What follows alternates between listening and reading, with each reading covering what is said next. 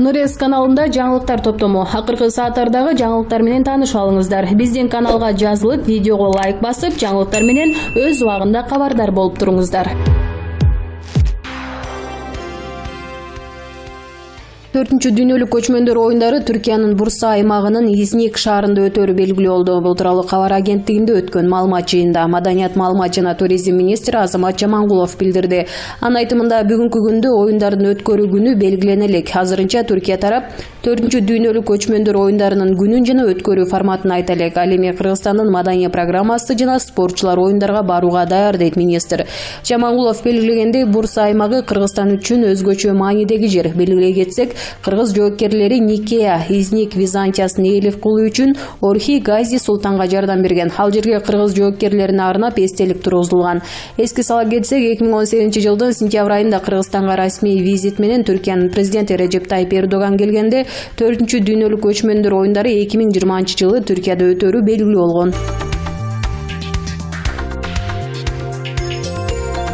Мамлекеттик каттоо кызматынын мурдагы кызматкери Насирбек Алмаматовдун иши боюнча 2-чи инстанцияда мамлекеттик айыптоочу болгон прокурор РБ Элеген кызматынан бошотулду. Бул туурасында башкы прокуратуранын маалымат кызматынан билдиришти. ЖМКлардын маалыматы боюнча аталган иште мамлекеттик айыптоочу милдетин Белик Рыспаев аткарган. 9-июлда Бишкек шаардык соту 2-чи инстанцияда транспорт каражаттарын жана айдоочулук курамды каттоо департаментинин экс-директору Насыр Алмаматовду эркиндикке чыгарган. Жазасы жеңилдетилген аткаминер 3 миллион 300 миң сом айып пул төлөмөй болгон. Анткени менен жогорку сот Октябрь райондук сотунун 1-чи инстанция чечимин жокко чыгарып, Алмаматовду 12 жыл, бирок соттук процесстер жүрүп жаткан кезде аткаминер качып кеткени белгилүү болгон. Буга байланыштуу ноябрда ага издөө жарыяланган. 24 январда Коопсуздук кеңешинин жыйынында президент Сооронбай Жээнбеков, башкы прокурор Өткүрбек Жамшитов менен жогорку соттун төрайымы Гүлбара Калиеваны сындаган. Анын айтымында бул резонанстуу иш болчу. Аны менен УКМКнын коррупцияга каршы кызматы бир нече ай бою күнү-түнү иштеген. Аны кармоого жана коррупциялык ишине бөгөт коюуга канча ай кеткенин билесиңерби? Бир сот менен прокурор аны кое берип салды. Менин таң калганым, эмнеге чара көрбөйсүңөр? Эркиндикке чыгарган прокурор дагы деле иштеп жатат. Ал эмнеге жумуштан кеткен жок? Бул нерсени прокурор өзү кылган жок, жогорку жактан тапшырма болгон. Ошол себептен иштен албай жатышат. Себеби бардыгын айтып коет деп коркушат, деген Жээнбеков. Өлкө башчынын айтымында мындай учурлар өзүнө жана прокурор менен сотторго көлөкө түшүрөт. Мага сөз тийип жатпайбы? Мен тапшырма бергендей болуп жатпайбымы? А силер былтыйып отурасыңар. Мына ушинтип элдин укук коргоо органдарына болгон ишеними жоголот. Эмне деген акмакчылык, деген Жээнбеков Коопсуздук кеңешинин жыйынында. Алмаматов УКМК тарабынан 2018-жылы пара менен кармалган. Тергөөдө аны автоунааларды каттоодо жана айдоочулук күбөлүк алуу үчүн экзамен тапшырууда коррупциялык схема түзүп акча алып турганы аныкталган.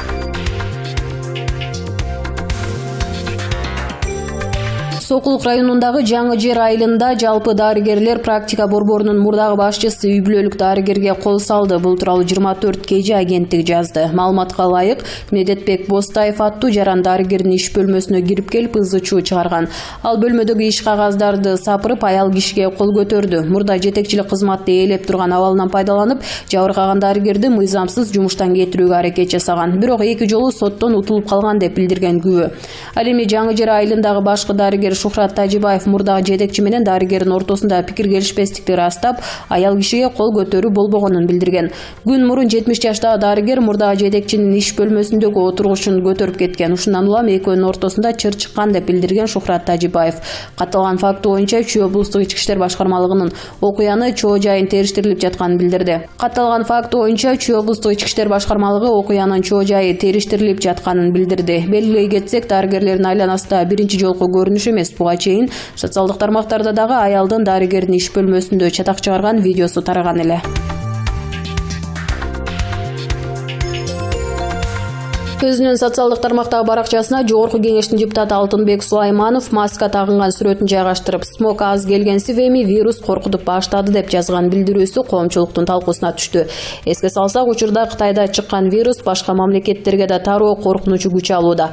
Акыркы маалыматтарга караганда коронавирус 2800 адамга жугуп, 80 кишинин өмүрүн алды.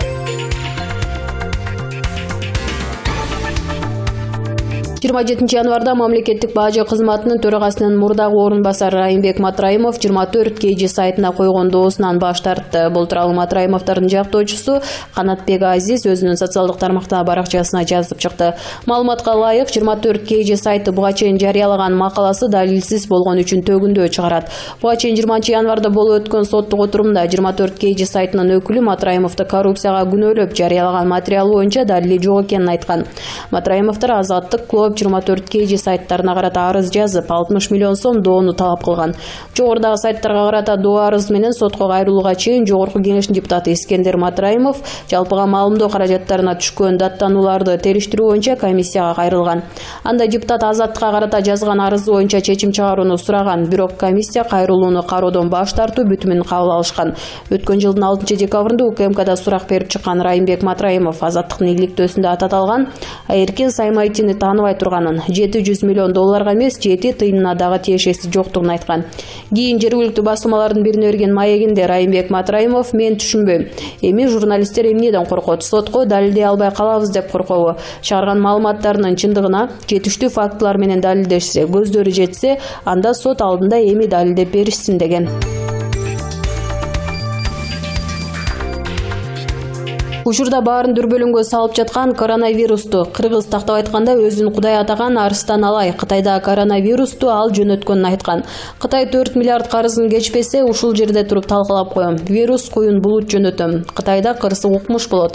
Мен 2 күн мурун ал жака аябай чоң энергия жөнөттүм. Эми жыйынтыгын көрөбүз, себеби мен Кудаймын дейт ал. Арыстан Алайды социалдык тармактарда чоң талкууну жаратып, ар кандай билдирүүлөр менен ур тепкиге алышууда.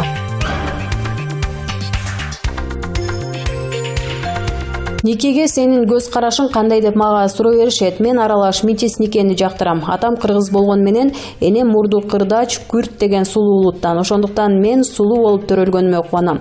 Негизи никенин түрү көп болот. Мыйзамдуу нике, шарият боюнча нике, граждандык нике, тандем. Эми биз никенин жаңы түрүн ойлоп чыктык. Бул коалициялык нике. Тандем, мыйзамдуу граждандык никелерде үй бүлөнү один-один түзүшөт. Шарият боюнча сильный полдор көп аял алса болот. Ал эми коалицияда болсо тескерисинче жалгыз пол же аял заты 5-6 күйөөгө тие берсе болот экен. Ошондуктан менин күнүм тууду. Менин сулуулугум жана мага бериле турган өтө баалуу миллиарддаган долларлык сеп далай жигиттердин жүрөгүн козгоду. Даярдаган Азизбек Элдибеков, Nazar News KG. Кой Таш окуясы боюнча шек саналып жаткандар мекеме аралык тергөө тобуна айыптаган билдирүү таратышты. Бул тууралуу Азаттык жазып чыкты. Анда тергөө тобу 24 январда токтом кабыл алып, кылмыш ишинин материалдары менен таанышууга берилген убакытты 1 февралга чейин деп чектеп койгону мыйзам бузуу экени айтылат. Фарид Ниязов, Равшан Жээнбеков, Асель Кудуранова, Ирина Карамушкина жалпысынан 10 киши кол койгон билдирүүнүн сүрөтү Кыргызстан социал-демократиялык партиясынын мурдагы президент Алмазбек Атамбаевди колдогон бөлүгүнүн расмий өкүлү Кундуз Жолдубаеванын Фейсбукта жеке баракчасына жарыяланды. Анда мыйзам боюнча материалдар менен таанышууга июнь айына чейин убакыт бар экени, тергөө бир тараптуу жүрүп жатканы, Кой Таш окуясы үчүн бийлик күнөөлүү экени жана Ички иштер министрлиги мыйзам бузуп жатканы айтылат. Ички иштер министрлиги азырынча бул боюнча комментарий берилек. Эске салсак, 2019 жылдын 7-8 августта мурдагы президент Алмазбек Атамбаевди суракка күч менен алып келүү операциясы маалына башаламандык орун алган.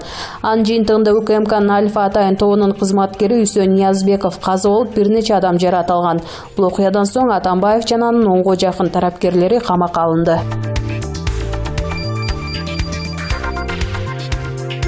Анан жанагы самозванка деген жөнүндө бир айтып коюш керек окшойт. Муну Атамбаевдин идеологтору чыгарып, анан Атамбаев өзү дагы бир жыйында айтпады беле: сиз үчүн эч ким бюллетень берген эмес деп. Дүйнөдө президент дегендерди жалаң бюллетень менен шайлайт бекен. Кайсы бир мыйзамды элдин талдоосуна коюп, референдумга чыгарып, ошол аркылуу деле добуш берсе болот. Кол көтөрүп деле шайлоонун ар түрдүү жолдору бар да.